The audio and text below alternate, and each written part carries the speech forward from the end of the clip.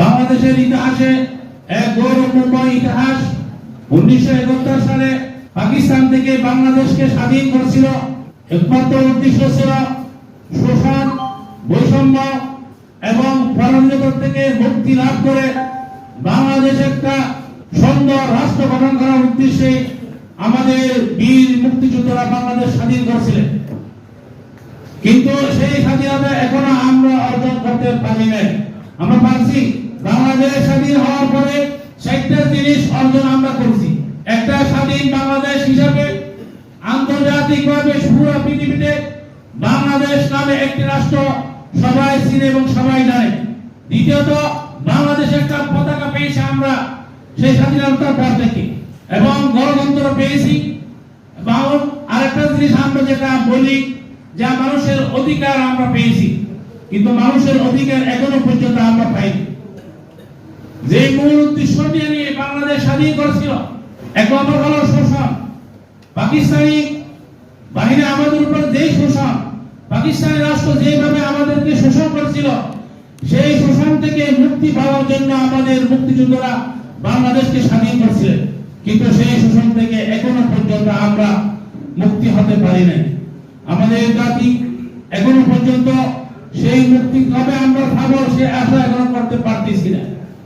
যুগে যুগে আমরা রাষ্ট্র পরিবর্তন করছি, কিন্তু আমাদের নীতি পরিবর্তন করতে পারি না।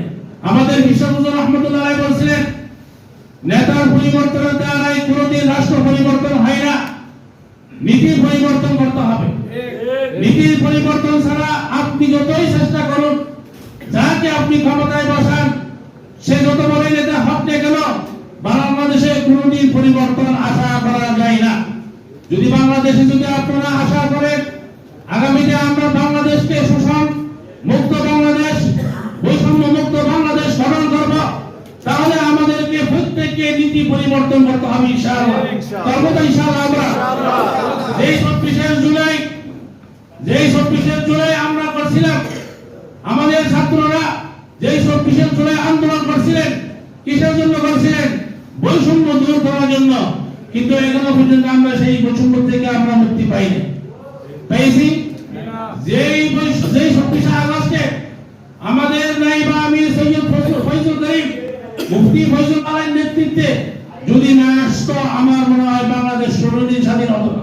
সেই 26শে জুলাই নায়েব হলো আমাদের বিশ্বহুজুর নায়েবে আমির সাহেব দামাত বরকাতুহুম আলিয়া। ওনার বদৌলতে আজকে আমরা এটা করতে পারি। কারণ আজকে আপনি যে মাথা উঁচু করে দাঁড়িয়ে কথা বলতেছেন বাংলাদেশের ব্যাপারে, আপনার মনের মধ্যে সাহস আছে কেন? যদি আজকে যদি সেই স্বৈরাচার যদি চিন্তা থাকতো, তাহলে আমাদের ইসলামী আন্দোলনের একজন নেতাকে বাকি রাখতো না, সবাইকে ফাঁসিতে ঝুলাতো।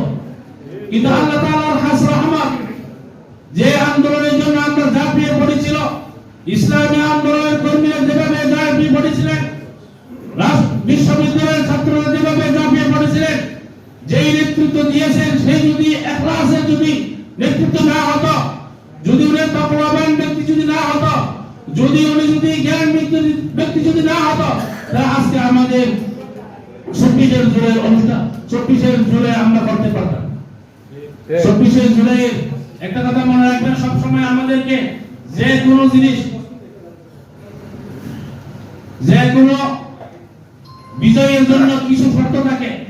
এর মধ্যে 1 নম্বর শর্ত হলো, যদি ইসলামের বিজয় হতে হয়, 1 নম্বর শর্ত হলো আপনার খাঁটি ঈমান থাকতে হবে। কি ঈমান থাকতে হবে? খাঁটি ঈমান থাকতে হবে, যেটা আমাদের মুফতি ফয়জুল করিমের কাছে ছিল। এটা আমরা বলতে পারি নির্দ্বিধায়, ওনার কাছে খাঁটি ঈমান ছিল। দ্বিতীয় নম্বর হলো তাকওয়া রাখবে, তাকওয়া। যে নেতৃত্ব দিবে তার তাকওয়া থাকতে হবে। বিজয়ের জন্য পূর্ব শর্ত হলো তাকওয়া। যদি ছাত্রদের কাছে না থাকতো, কিন্তু আমাদের বিশ্ব যে নেতৃত্ব দিয়েছে তার ভিতরে কি ছিল? তাকওয়া ছিল। আল্লাহ তাআলা এই তাকওয়ার কারণে আমাদেরকে আজকে 26শে জুলাই অভ্যর্থন করতে পারছে। এটা আমাদেরকে মনে রাখতে হবে, যুগ যুগ আমাদেরকে সবাইকে বলতে হবে, এটা ইসলামী আন্দোলনের অবদান। আপনি বিশ্বাস করুন আর না করুন, পুরো ওয়ার্ল্ডে পুরো পৃথিবীতে এটাই দেখছে যে কে নেতৃত্ব দিয়েছিল। ছাত্ররা নেতৃত্ব দিয়েছেন, কিন্তু ছাত্রদেরকে উৎসাহিত করার জন্য আগিয়ে আসেন, সেটার নাম হলো ইসলামী আন্দোলনের নায়েবে মুফতি ফজলুল করিম। এটা আমাদেরকে স্মরণ রাখতে হবে। আপনি বলতে পারেন যে আমরা তো করছি, কিন্তু কোন বাপের বেটা বলতে পারবে না, কোন ব্যক্তি বলতে পারবে না, কোন সংগঠন বুকে হাত দিয়ে বলতে পারবে না যে আমাদের ব্যানার নিয়ে, আমাদের নেতৃত্ব নিয়ে আমরা মাঠের ময়দানে ঝাঁপিয়ে পড়ছি। কারো ব্যক্তি বলতে পারবে না সাহস করে বুকে হাত দিয়ে। শুধু একমাত্র ইসলামী আন্দোলনের ব্যক্তিরা বলতে পারবে বুকে হাত দিয়ে যে পতাকা নিয়ে, ইসলামী আন্দোলনের ব্যানার নিয়ে সর্বপ্রথম আমাদের মুফতি ওয়ালি এগিয়ে আসছিলেন। স্মরণ রাখতেই হবে, বিজয় ইনশাআল্লাহ আসবেই, অতি শীঘ্রই বিজয় আসবে ইনশাআল্লাহ। আপনাদেরকে বিজয়ে আসার জন্য ধৈর্য ধারণ করতে হবে, আমাদেরকে বিজয়ী হওয়ার জন্য ঐক্যবদ্ধভাবে কাজ করতে হবে, আমাদেরকে বিজয়ী হওয়ার জন্য তাকওয়া অর্জন করতে হবে, আমাদেরকে বিজয়ী হওয়ার জন্য ঈমান মজবুত করতে হবে, আমাদেরকে বিজয়ী হওয়ার জন্য দোয়া করতে হবে, আমাদেরকে বিজয়ী হওয়ার জন্য আল্লাহর উপর তাওয়াক্কুল করতে হবে। তখন আপনি পরিপূর্ণ বিজয় অর্জন করতে পারবেন। যে সিফাতগুলো আমি বলছি, এগুলো একমাত্র ইসলামী আন্দোলনের ব্যক্তিদের মধ্যে পাওয়া যায় ইনশাআল্লাহ। ইসলামী আন্দোলনের মুহিব্বিনদেরকে বলবো, আসুন ইসলামী আন্দোলনের পতাকা তলে এসে ইসলামের বিজয়ের জন্য হাতে হাত রেখে আমাদেরকে ইসলামী আন্দোলনের জন্য কাজ করতে হবে। কারা কারা প্রস্তুত আছি ইসলামী আন্দোলনের জন্য কাজ করার জন্য? হাত উঠিয়ে বলে আমরা ইনশাআল্লাহ কাজ করবো ইনশাআল্লাহ।